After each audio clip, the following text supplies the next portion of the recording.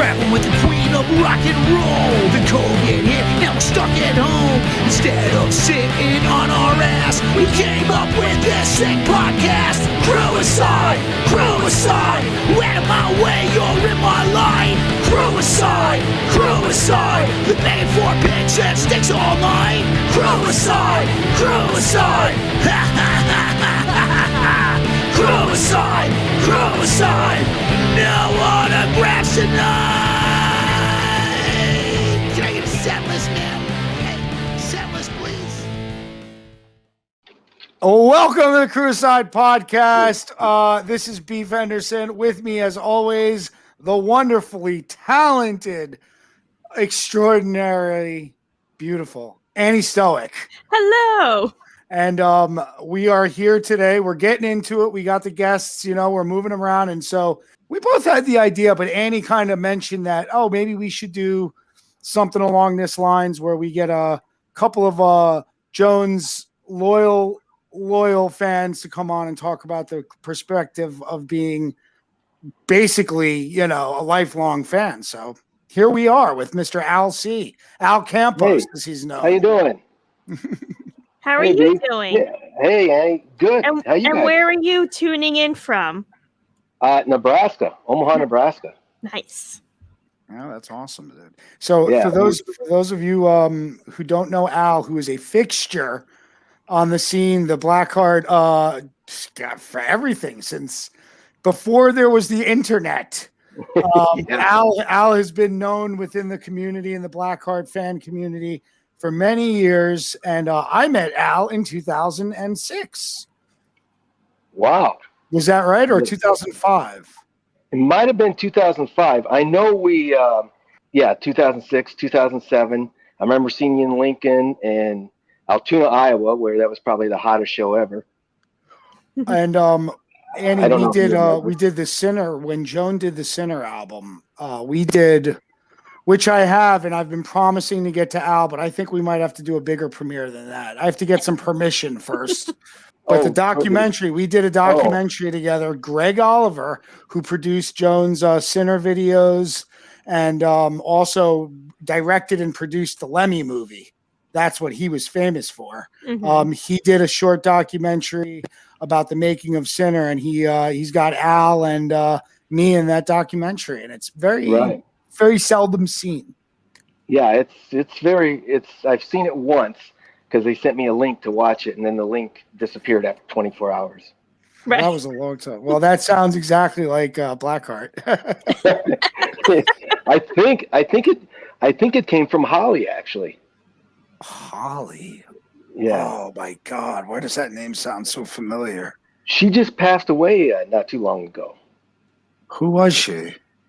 I forgot her last name, but she used to work at Blackheart. We'll have to check with. Must have been before you guys. I'll figure it out, but wow, that's news to us, huh? Cool. Yeah. So were you? Yeah. I don't know about the Sinner documentary. Actually, I've never seen it. So what was that for? Were you in one of the music videos? Right. It was in AC/DC. Okay, cool. Yeah, that was incredible. I never expected to be, growing up, I never expected to be in a Joan Jett video. I'm watching I Love Rock and Roll, watching Do You Want to Touch Me, and now you're watching yourself in AC/DC. Right. Well, and that all happened by chance. I mean, it took us, a buddy and I, a while to get out there. We had to drive to Dallas and then fly from Dallas to New York. But the concert scene, which was filmed, the very first thing that was filmed. Yeah. So if you're watching the video, the concert scene is the last. But that was the very first thing they filmed. And then they asked for people to show up tomorrow when they were filming on the street. I think it was somewhere in Manhattan, and right there on Fifth Avenue. Yeah. That's the picture. And I know I might have done this before, but oh yeah, oh yeah, yeah. There's a ton of pictures that my buddy took You're gonna Yeah. have to send me some because that was in a magazine, and Yeah. I still have that belt buckle, by the way, and You that know- hat, and that hat.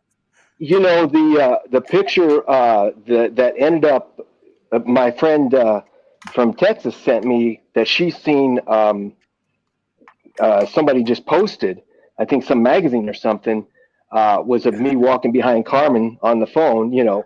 Oh, that's right. I saw that picture too. Yeah. Yeah.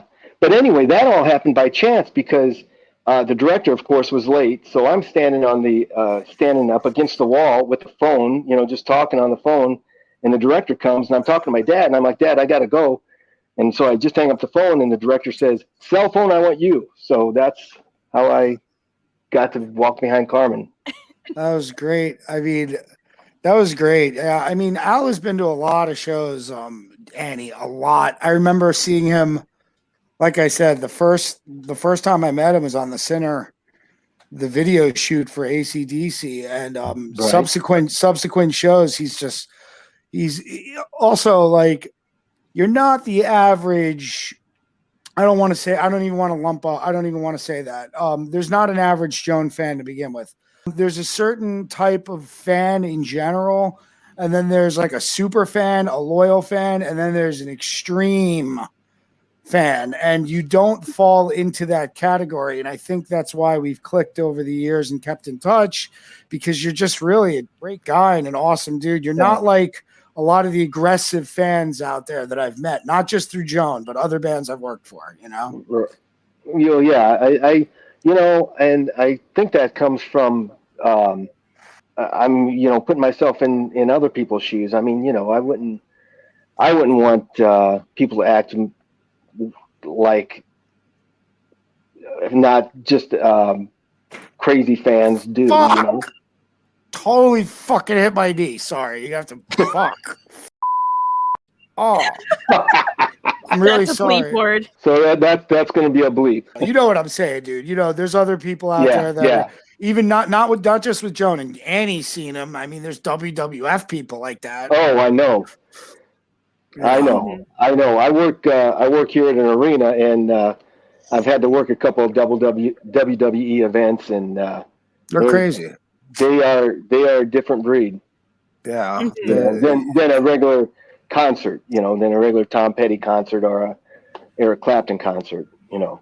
Guess I also got respect from my brother, who is an actor or was an actor, and he would always say, you know, because for a while he was on Solid Gold, so you know, so he had the crazy fans that would follow him at times, and he always he came back here to just kind of mellow out and just disappear, you know, because he could be here in Nebraska and nobody would bother him, right?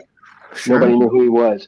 When he was in LA, they were hounding him, and he would always tell me, he said, when an artist or somebody's on stage or whatever, that's when they're in the job, and that's when it's, you know, when you're the fan. But when they're away, when they're doing their own thing, you have to respect that and you have to leave them alone.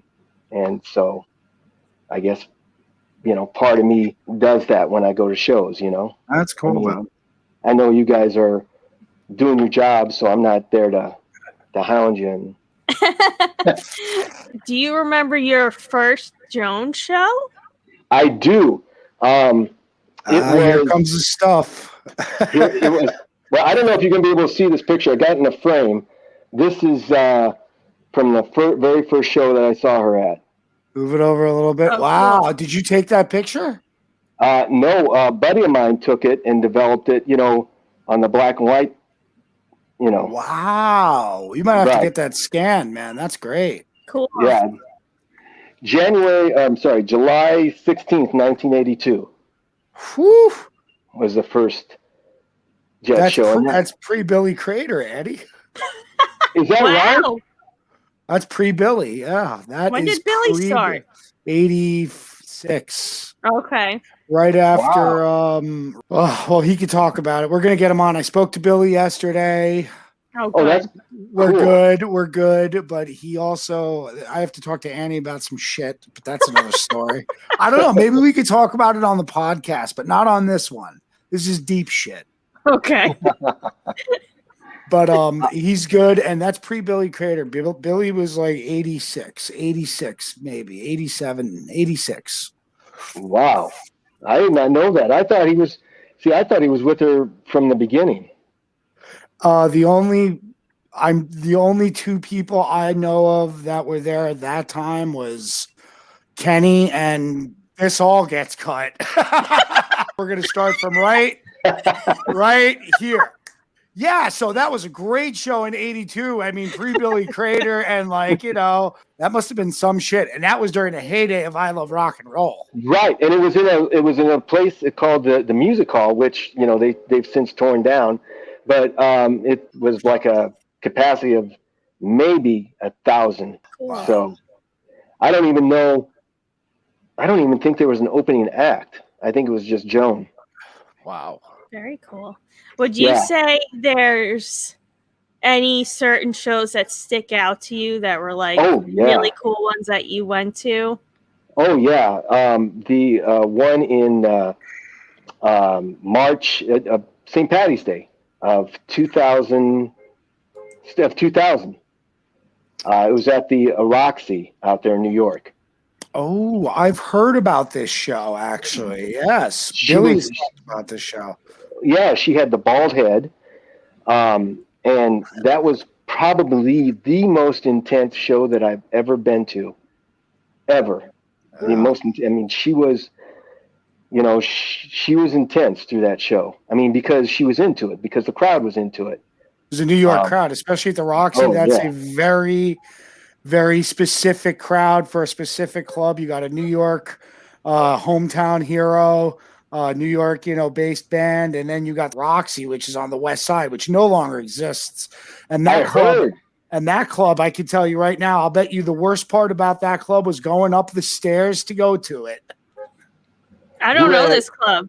Okay, so the Roxy was a famous club in the 70s and 80s where the roller skating and disco, and not only that, but it's it was on 18th Street and 10th Avenue, which is just off the heart of Chelsea and, the meatpacking. So you had your very, very eclectic group of clubbers. I mean, the Chelsea scene, the Village scene. So it's a hardcore mix of hardcore New Yorkers, It was very intense. Like I said, the most and that show was where I was lucky enough to get one of her guitar picks. Oh, really? Which even made it even better. Well, you got more of those through the years, I'm sure. Oh yeah, I got a ton of those, but that one. I don't know who gave them to you. Yeah, same one that gave me the set list. Yeah. But that particular show, just before we move on, Annie, you'll thank your lucky stars that club doesn't exist. Okay. Because they only had an in-house lighting system. And if you wanted to bring anything in, it was on the second or third floor of a warehouse, basically, off 18th Street and 10th Avenue.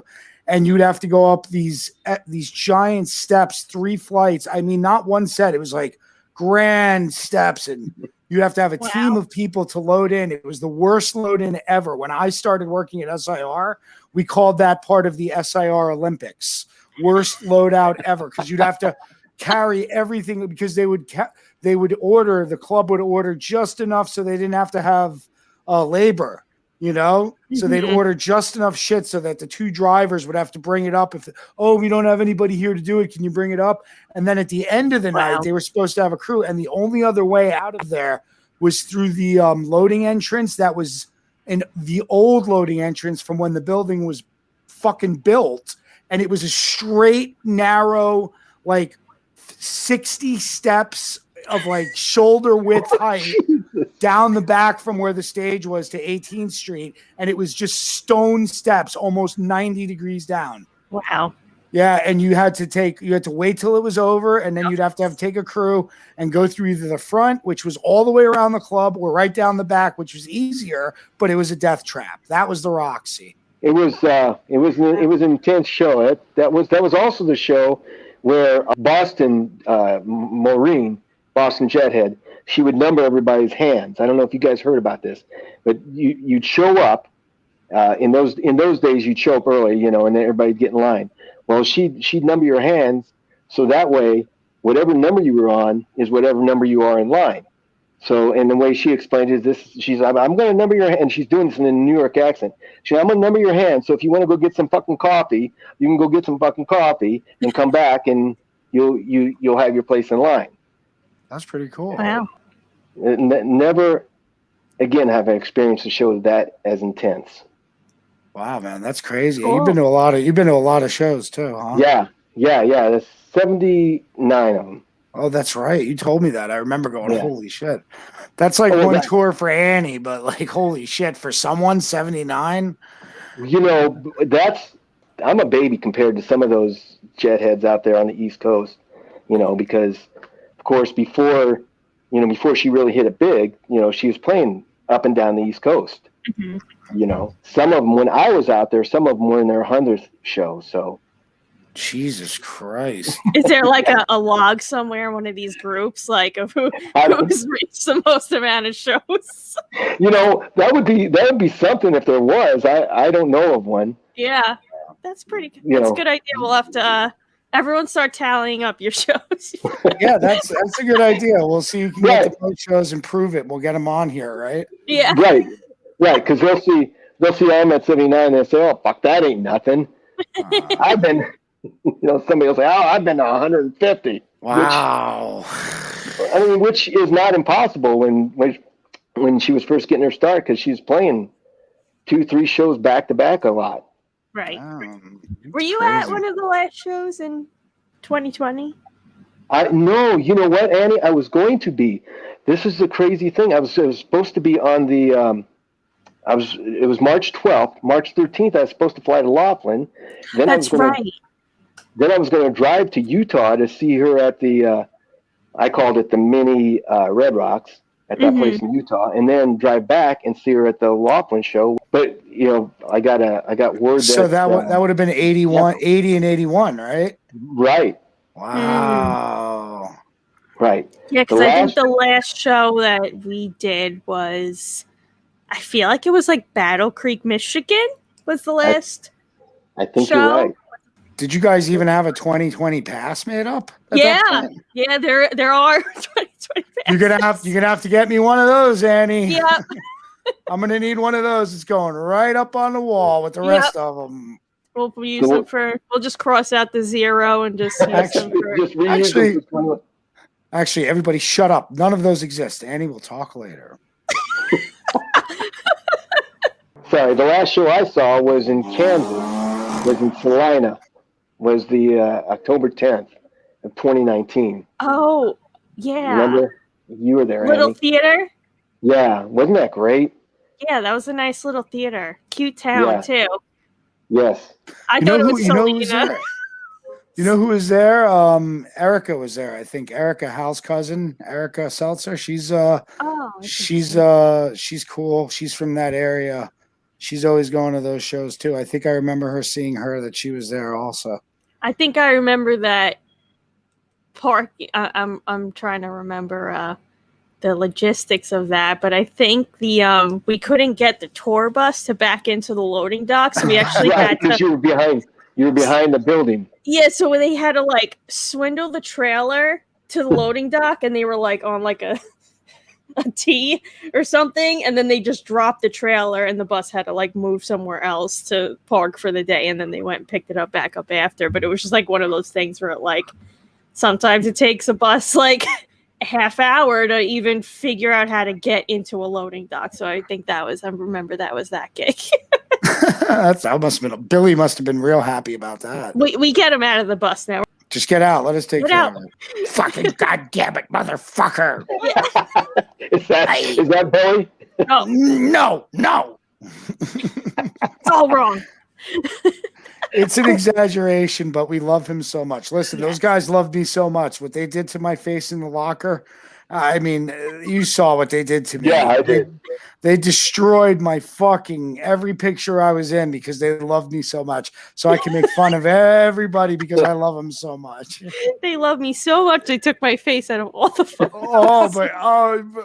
But You got your revenge. I got my revenge. Yeah. Yes, I Someone did. in the crew doesn't like the bag tags, like that you get at the airports. Right. So Barcodes. Yeah, the barcodes, like all those, because they get sticky, they get on the cases. So Oh, Beef good. collected them all one day and put them over faces all over the locker. So that was that. Especially the one guy that hates those tags. Yeah.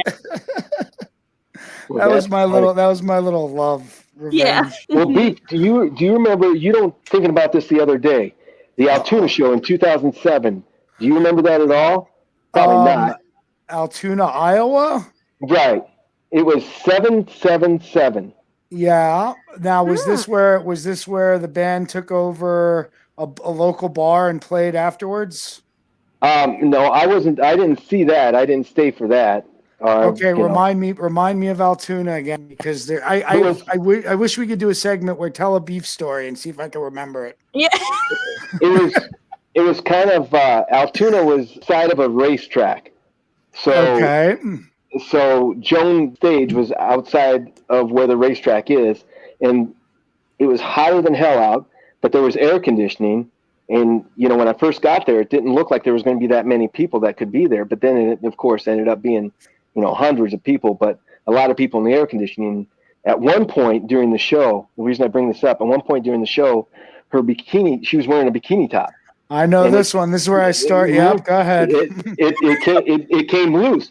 So you got out there to tie the rest of it. But then Joan says, and what'd she say? She said he was trying to untie the other half. And then she said, oh, but that wouldn't have been a big deal. I don't have much there anyway. I do remember that. Yes. I had to tie. I had to tie her bikini because it was coming loose. Yeah. And of course I'm a man. And every time I go behind a woman's back to undo or do something, it's like you just start going like this, naturally. And I'm nervous as fuck because it's Joan. And that was right around the time where she would sweat a lot, especially during Warp Tour. And that was where I'd have to look out for her. And I would also have to, you got a set list in front of you somewhere, right? What is it? I Love Rock. It goes into Fetish 5, then I Love Rock and Roll, right? Well, at one point. Right. And right after I Love Rock and Roll, she go right into Crimson and Clover. And then Hate. So in between those, I would have to go underneath her and wipe the sweat. For a while, I was doing that, and she made it a point of saying to me, "Look, I can't be stepping on this fucking puddle of fucking sweat while I'm doing the encore." So I'd have to run out in between like Fetish and I Love Rock and Roll while they're doing the pop pop pop pop pop pop pop pop and shit, and she walks away and starts doing the thing, and I'd have to go underneath it and wipe the sweat. Almost, it was a whole thing. That is very funny. Wow, she was great at always doing this when she was sweating. Yeah, she flick it to the crowd. I remember she did that to me once where I was underneath her and she was like, "Man, it's getting hot in here," and she rang her rubber shirt, and it fell all over me, and I mugged it up and went like this to the crowd, and they loved it. Oh, you're bringing back these memories, Al. I totally fucking forgot about that. I was in the audience at Warp Tour back when she was on that. I might have pictures from that. Might have been one of my first Joan shows. Really? Was at Warp Tour, yeah. Was that Warped? Yeah. Shit. I have great pictures from that tour, a couple of me working. Pretty good. Mm-hmm.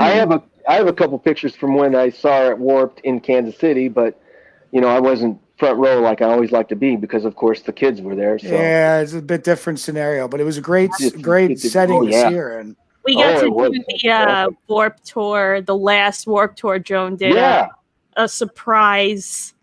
Well, I guess they announced it pretty late in Indianapolis, and we were actually at I think it was in the middle of the Styx tour we just did, and we were at that venue a week before. So I was like, we need tables, we need tents, we need all this stuff for Warped Tour, and Love Warped Tour was on it, for Blackheart in 09. Mm-hmm. And I was like, we need all this stuff. It was just so good to be back in a Warped Tour scenario. It was just like the crowd was like so great. And you know how Warped Tours were like, usually like the other bands and crews, like they'll stand on the side of the stage of the band. Right. It was like completely wrapped around with people. Yeah. Like everyone was like, that's how it was. Everyone had to come and see, it was just so cool to like see everyone again. And the crowd was like so great. I remember it was almost pretty much a daily occurrence where the entire stage is wrapped around with every artist and their entourage or any of the special guests. LA, forget about it. That was one of the Germs were there. I'll never forget that. The Germs came. Oh, wow. They were on the show. I mean, God only knows there's one or two of them left from Joan's time when she produced PI, all you punk rockers. But whoever was alive and still in the band was there. That was insane. I mean, you go to LA and it was like everybody was there, but every day on the Warped Tour in 06, the stage was like, that was part of my job. Getting people on and off. Okay, cool. She's on her last two songs. Everybody get off so we can get off and get Warped Tour going, because it was like 15 minutes. It was a circus. It was a circus. Every time she was on, every fucking day. And that just shows you what, that's I love that shit. Yeah, the respect. Summer camp. It's the best. I miss that. Yeah. It was fun. The one in Kansas City was a blast. Not only because of Joan, but seeing all the other bands. Yeah, that was a good one. Annie had a good one in 09 where she was on, but nothing beat. It was on 06. The stage was Joan, NoFX, Helmet. Oh, wow. The Living End at one point. I love the Living End. Yeah, we were in Australia with them for that tour. Great. That was 06, man. They're so great. They're great. We'll roll on with the heads held. Yeah, I saw them here in God, I don't even know when it was. 04, 03. I know. When I got to meet them in Australia, I was like, I saw you on Warped Tour. They're like, oh my God, really? That's great. Yeah, man. They're really cool cats. And the Buzzcocks for the first 3 weeks of the Warped Tour, that in itself. Thursday Casualties were our stage as well, funny, which I have many. I had my buddy Johnny Cray of the Crays actually stepped in and sang for Jorge whenever he couldn't go on tours where he wasn't allowed into the country. So I have many friends that are many mutual friends. So that was cool, but no fact. There's so many Against Me pre Laura Jane Grace when Warren he broke his leg was at an Against Me show. And I broke my leg at the Against Me show. Yeah. Which was so funny. Well, I broke my knee. Well, it wasn't funny at the time, I'm sure. It wasn't funny because it was the night before the AP Awards. Slash, Misfits, Fall Out Boy, Ice-T. Oh, my God. Mm-hmm. So dumb. I just set up the drums that day. Yes, you did. I pointed with my cane. Oh, that's funny. That was the best. Mm-hmm. That was Caroline's first game. We talk about it all the time, but it's very funny. Never ever go never go crowd surfing on your day off, or even if you're on tour in general. Never go crowd surfing. I've never wanted to. No, I would say Warped Tour probably would have been your chance. Yeah, that's about. They do everyone and anyone. That's the only time I crowd surfed once. Really? Was at Warped Tour. We'll have to, I keep saying this, but we'll have to flash some pictures. The funny thing is about the Against Me show, it just wasn't even really a moshing crowd surf type, but like some people were doing it, but I was like, this is weak. And I was like, this is Against Me? This is like, everyone's just bopping around like they're in a club in Europe, And I was like, fuck this. And man, and prior to that, I had been the king of the pit. I'm the king of the pit You name it. I mean, we're talking about Slayer, Metallica, Deicide, Meshuggah,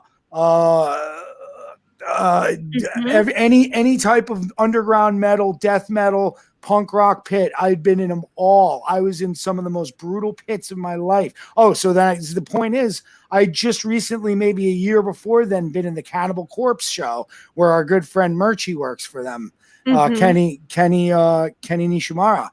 And I was like, I jumped on stage and did my thing. And then I dove into the crowd at one of the worst mosh pits ever. And I dove into the crowd and I was fine. Yeah. And I was fine. Okay. And then I go to an Against Me show and I tear my meniscus, my MCL, my PCL. And I need 6 months of rehab. Basically, it was insane. I couldn't understand how that happened. When I got the call about Beef breaking his leg in an Against Me show and the mosh pit, I'm like, "What mosh pit? It's Against Me." Like, Beef knows how to handle himself. I was like, "Come on." I mean, it's so fucking embarrassing. But I don't know. It was so embarrassing. God. I was trying to think of mosh pits during Joan shows that I've seen, but the one that sticks out is maybe Riot Fest in Chicago. I remember that would work. Besides the Warped Tour, I don't think I've ever seen a mosh pit at a Jet show. Mm-hmm. Well, Warped Tour gets them going. Well, there was another one in Montebello. Remember that? We were up there. Oh yeah, more of like the punk metal like festivals. Yeah. They're more likely to. Well, Joan was on the death metal stage there. Well, that's the funny part. She was in between like Venom and Dying Fetus. And I was on the other stage was like Anti-Flag, NoFX, Me First and the Gimme Gimmes. And I'm like, what? It was so funny. It was so bizarre. It was really cool though. It was really cool. Yeah, it was really cool. Cypress Hill and what was it? Alice in Chains and Motley Crue was the next day or something, you know? And it's it was like Bring Me the Horizon, Dying Fetus. No, Cradle of Filth, Venom, Danzig, and Joan. It was awesome. I was awesome. Yeah. I love that stage. Well, yeah, you're like. And that was the show. That was the show that Brand. Oh my God, so many things happened at that show. You know what we're talking about with Fat Mike and the bags of goodies and that. That was the first night I met Tim. I met Tim Armstrong. Me too. That was the first time we met Tim. Yeah. Mm-hmm. And but that show, Brandon saved Cradle of Filth's entire show. I don't know this story. So Cradle of Filth was playing, right? Mm-hmm. They're very, very contained unit. There's not even a lot of text for them. There's no text for them. Their tech is their drummer. He sets up everything. The guitar guy goes in, he plugs in, and that's it. There's no guitar text. The drummer runs sound and tracks and everything. So the guitarist is playing, and all of a sudden his amp goes out, and he's running around. He's like, "What the fuck?" He doesn't realize it. Brandon had the same rig that guy had, the same type of controller, of course, to control his guitar, and he knew exactly what it was. And Brandon goes, "I got it," and he says, "Keep playing." He flicks it, does something, and that was it. The show went on without a hitch. Thank you, Brando. Yep. How Brandon saved Cradle of Filth. But I don't know. We're starting to get off topic here. But I mean, not to just kind of get it going back to the circle. I was trying to think of shows from where you are in Omaha, right? Around that area. I think from when I've been, I think it's only been a few times. But I remember one show was with Eddie Money. I don't know if you were you at that show? That was the Memorial Park show. Yes. That was in June. That was just right after, because I got backstage, and that was right after she had, for me, that was right after seeing the Rock Hall induction. Okay. That show at that time, that was a record crowd of 75,000. Mm-hmm. A free show, B. Yeah. It was a free show. That's a good crowd. I've been to some crowds where there was 65 plus, but just knowing it. Actually, you were at the show, Albuquerque, the Balloon Festival. Were you there? Me? No. Oh, in 2007? I have pictures from that show of me going through where it was hailing. Oh, man, there was like 70,000 people there. A funny story about that show with the Eddie Money Band. I don't know if you know this from being in the audience, but that was the first show he had his kids perform for him. Oh, And didn't daughter? have his band. Yes, his daughter Jessie was there. She's great. I know she's great. That Omaha show was the first day he had all of his kids were performing for him, and he wow. didn't have his band, which was his band for over 20 30 years. yeah, 20, 30 years. Yeah. So, but Wow. they didn't tell anyone. He just showed up with his kids. That's They were Oh, great. my. They were great though, but it was just so funny. They were like, so the Eddie Money band isn't here, but his kids are performing. Hey, can you do the Eddie Money musical dance that you remember? Because I love seeing you do Oh, the it. Take Me Home Tonight. Yeah, do it, please. That's all I remember. Eddie Money did a musical called Two Tickets to Paradise, and I did the lighting for it. It was a theater at my college, and they had a dance company for it. I love this story. It was great. I mean, the dancers were, besides the music, the dancers were like the number one point of that show. But like, we would all just keep going, like, take me home tonight. Every time you do that, I don't know why. I just love that story. But then, like, you tell everyone, so then, like, they're playing, and then you start seeing other people, like, doing the dance. Take me home tonight. Yeah. I have a funny story about what was your story, Annie? I don't know what that was the story. Oh, that it was a weird show. that his kids played. Okay, But that was their first show premiering. I His had no kids- idea. I knew it was his kids were playing, but I had no idea that was the first show that they did. Anyone that doesn't know, like, the kids are like, teenagers to 20s, not like 7-year-olds. Like they played great, like if you didn't know, I think then I think it was Eddie great. must have been really crunching the numbers together and making sure the band, the band's been around 30 years. Eddie ain't making that same type of money, They did come. The band was back. Like the last show we did was with the Eddie Money band. I think. I'll tell a quick story about Lincoln, Nebraska. When was Okay. So it had to be 2007, I guess. Yeah. Do you remember 2007 was- there was a show Yeah. in Lincoln, Nebraska? So do you remember where it was? Okay, tell me, because you're gonna have to set me up for my story.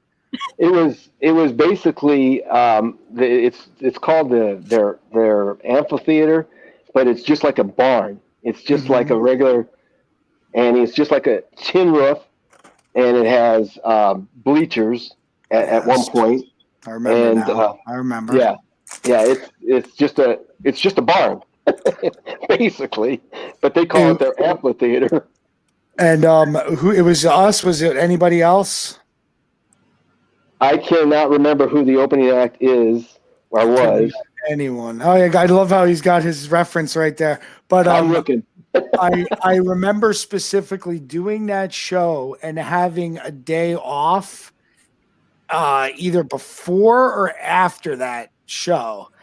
I guess I can say it, but me, Billy, and another crew member, I decided to. Oh, here comes another one. Where's Beef done drugs? So we took mushrooms and went to the University of Nebraska and walked around. Oh my goodness! High as fuck with nothing to do, and we were at the University of Nebraska. I remember walking around the big what is it? What are the Memorial Huskers? Stadium? Yeah, Yeah, and the what's Huskers. the Huskers? And there was a huge thing. It was Huskers everywhere. These guys were working out, and I was like, "Wow, man!" Because I was tripping balls. And that's a great. Yeah, I remember Lincoln, Nebraska show 2007 purely because I did mushrooms. It was kind of hot that show too. Yes, it was. I remember that. It was very fun. I think that was a show that Dougie had his mohawk, and midway through the show, the mohawk It just was just coming down. Yeah, it was like Dougie looked like an old mobster from Greenwich Village with the grease in his hair coming down. It was really funny. Can I ask you one more question before we start to wrap it up? Were you ever at the Grand National show in Peoria, Illinois? Were you ever at a show in Peoria? No, That's never not made it. too. Okay. That's not too far from me, but about 8 hours. But no, I never Okay, I just didn't know if you were there. That's another story, another whole podcast. Maybe we can get Billy on for that one. But we could do a whole Peoria podcast, but that's another Wow. So 79 shows, 80 and 81 canceled the COVID. What's your plan? As soon as they come out, we'll see you, obviously. Oh yeah. Well, you know what? And actually, it was going to be 83 and 84 because I was going to do Vegas too. There was back-to-back shows scheduled for Vegas. That's right. I had that ready to go. So and 85 would have been the crew tour, right? Would have been the crew tour, right? Wow. Which you so know.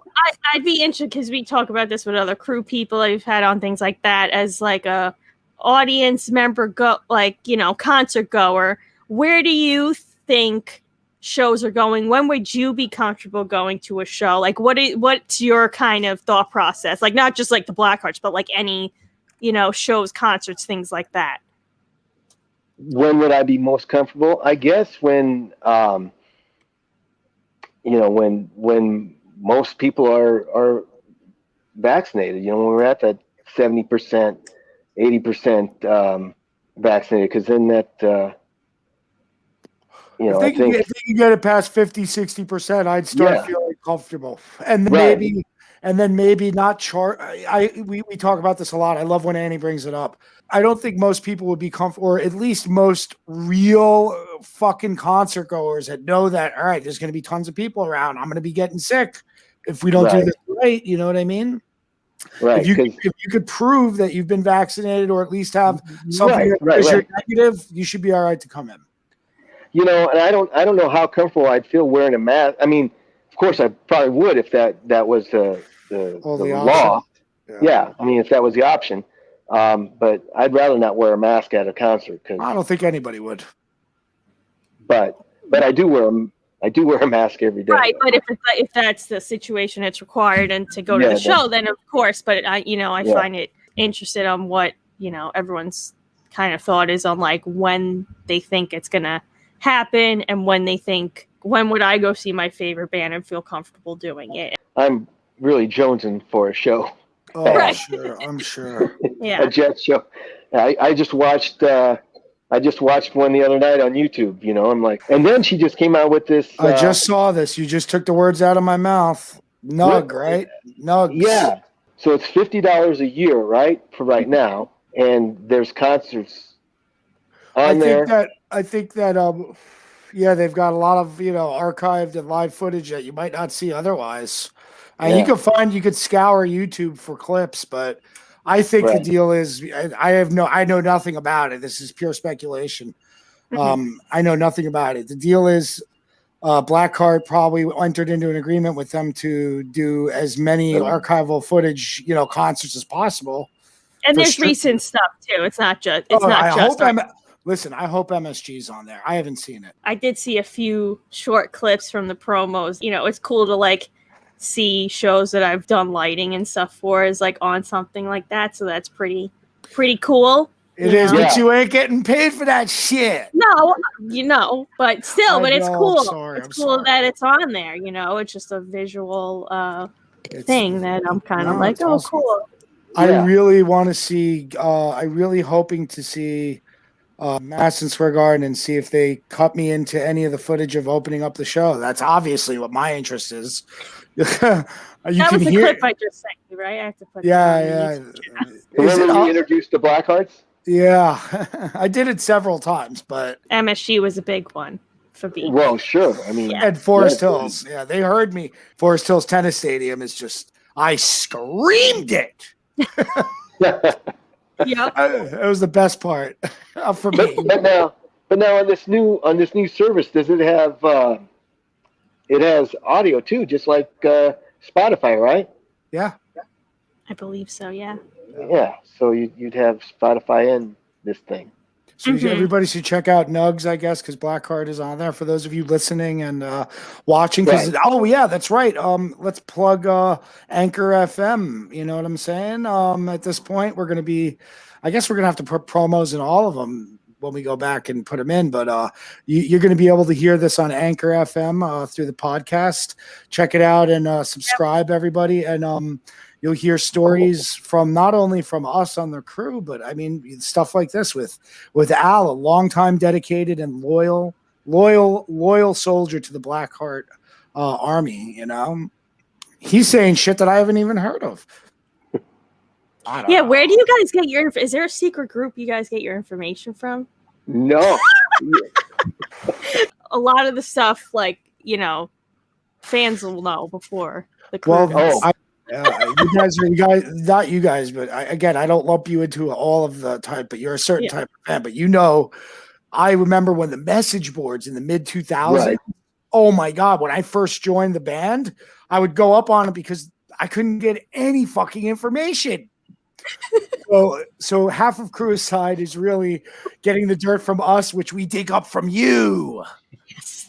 Yeah, there's a lot of people that are really good at digging up shit on the internet and finding out, you know, where these shows are before the Blackheart even knows. You know, I'll sometimes see it on Twitter before it's even official. It could be, you know, we always talk and you always confirm things with me. If I know something, I always give you a heads up, obviously, because we're close like that. But to the regular person, I just don't know anything. But I used to literally have to go online to joanjetbadrep.com.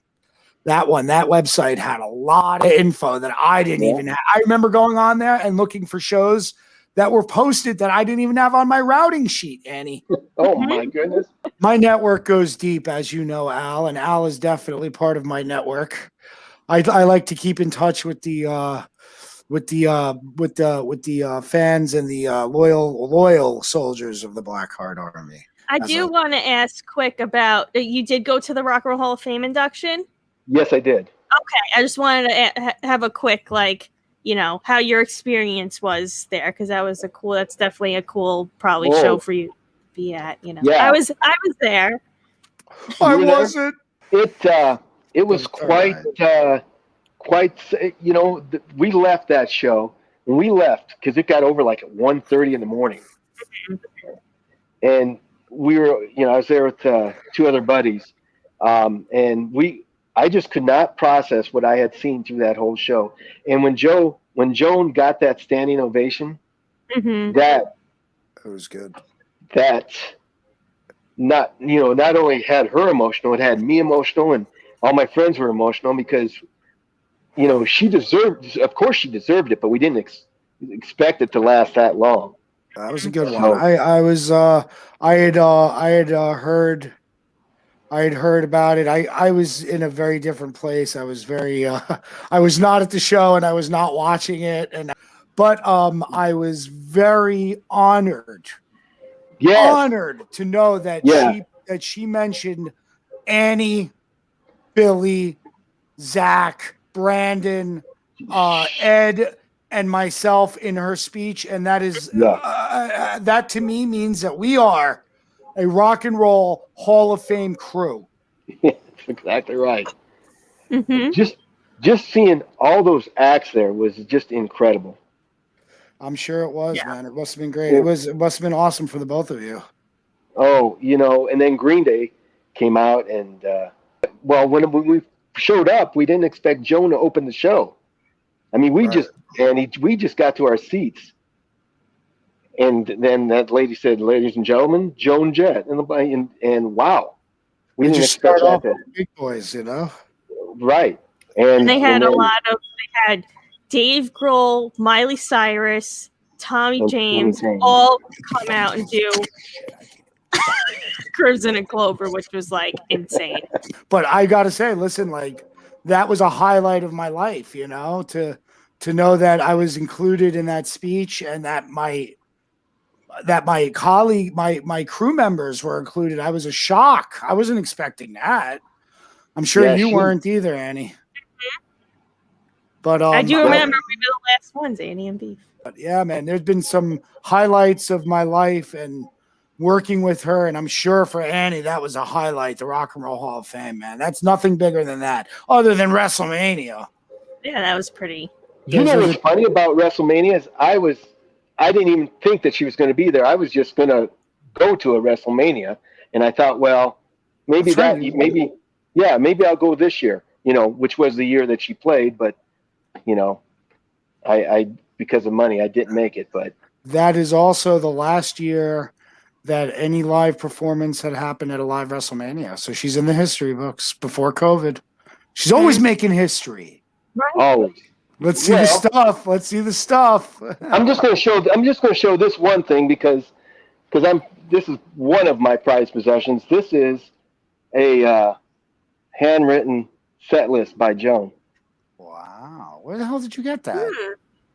That was I don't think I even know friend to friend. I know that was in Horton, Kansas in '99. Holy shit. Yeah, that's her handwriting, all right. Yeah. She did it was the first time that I had seen her in about 6 years, and apparently that was a show I met a good friend too. We these gals had won tickets from a radio station in front of my buddy and I, that were sitting in front of my buddy and I, and they heard us talking about how big of fans we were, and they asked me if I wanted to change seats with them. And they were in the front row, we were in the second. I'm like, well, yes. So we did, and I met a real good friend from Texas at that time. I mean, that was the first time I met her, and we've been friends ever since. In fact, we were watching a live stream show last night together, which was kind of cool. That show, she did 2 back-to-back shows, but I only knew of the one, so I only stayed for the one. But there was at one point, because the crowd it was a casino crowd, Sure. So you got it. You got the set list. we were the only 4 rocking. So there was a time during the show where she was just playing to us 4. It felt like. I mean, she was right in front of us playing her, rocking out on her guitar. She knew the real fans were out there. Right. Wow, I mean, that's great. That was a good show, but yeah, this is probably one of my most prized possessions because I don't imagine so. You don't see very many of those around. A lot of the set lists that I tend to give away will have I've saved some of them. I have a few with handwritten notes, but never a full one. And that's pre Annie days. Let's say that. This is pre Annie. This is pre Annie.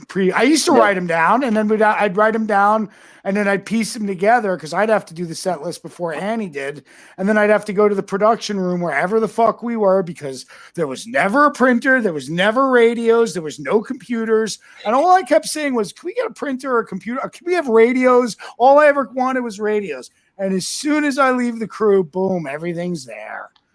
But that was pre-Annie. Now they're all done. But I have a few where they're notated, but not a full one. Now we have a travel printer. Well, hopefully you're going to use that travel printer this year. I hope so too, and I hope I have a problem with printers. Yes, you do. I've gotten numerous printers at my house that never work. They never ever work. But what always works is this little Canon travel printer. That's it. And it's on the road. It's been in a road case for years. It gets on flights, stays in the cold for months at a time, and every time you open it up, it works. And I'm like, why don't I just buy this printer at home? So now I finally bought one for myself at home. Yeah? The Canon IP 100, I think. Does it work, though? It works. Wow. And I will guarantee the next time I'm able to plug that printer in that's been sitting in a road case for a year, it's going to work. I guarantee it. You're right. I should I'll live stream that at our first show when I get We to print a should. set. Well, that'd be funny. Yeah, you should. Let's see if this printer still works. It's been sitting in a case for a year. Well, I bet you it will. Well, hopefully there are shows this year. Hoping. There will be. I'm sure. I really hope so too, because I'm just. You'll let us know, right, Al? You'll let us know. I'll let you know when I hear. Yeah. Oh my God, that was the best, Annie. That was the best of the day. The best one. You'll let us know. You'll let us know.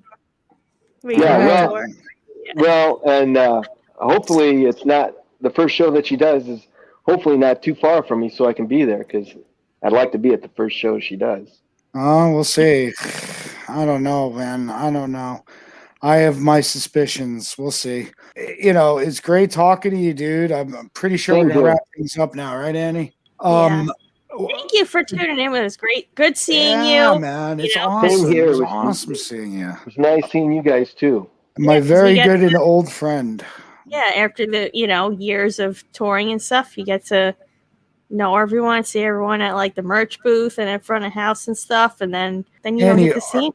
Are you able to rip, or if I'm able to give you a DVD, are you able to copy it into your computer and put pieces of it on the internet and shit? Probably, yeah. So let's hope for by the time this thing gets edited, we'll have a clip of Al and myself at the center at the AC/DC shoot. We're gonna hope for that. All right. All right. Cool. Oh man, it was so. Is it on the music video? No, I have it. Oh, okay. All right. And you could cut this part out. Thank you. I was hoping for a Kenny Well, impersonation. today. listen, the whole thing is, Al, we just, we appreciate the fact that you are such a loyal fan.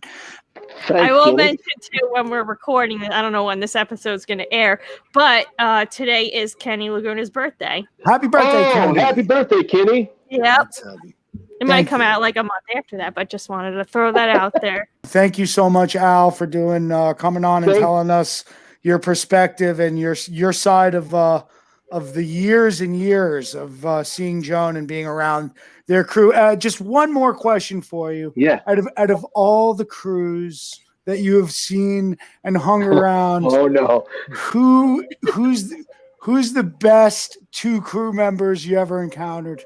Three. Oh, the two that three. Well, The yeah. two that I'm talking to right now. Yeah. Thank you. And I don't know. Is there a third one, Kenny? Billy. Billy. Billy. You know what? Yeah, but you know what? Every time I see Billy, he forgets me He does that to me too. because I saw him twice in Atlantic City. I saw him first when they checked in. I mean, I wasn't there when they checked in, but I was walking down and he was walking up, and I said, "Oh, Billy," and I shook his hand, and he's like, "Oh, hey," and I'm like, and I explained who I was. He's like, "Oh, okay," and then I saw him at the show. After the first show, he's like, "Hey, it's the guy I met last night."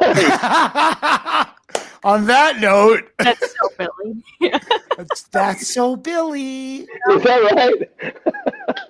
Well, thanks for coming on, brother, and Thank we you will for talk having me. soon. You got it. Thank you guys. Al Campos, ladies and gentlemen, super fan and a great guy. Thanks, everybody.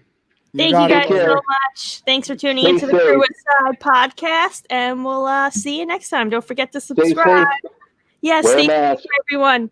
Yes, hopefully we see you at a show soon. All right, bye. Bye.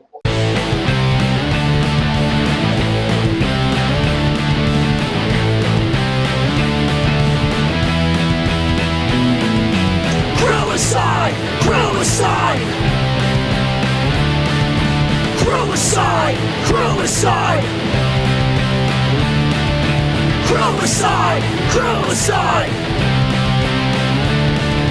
Crewicide! Crewicide! Crewicide! Crewicide!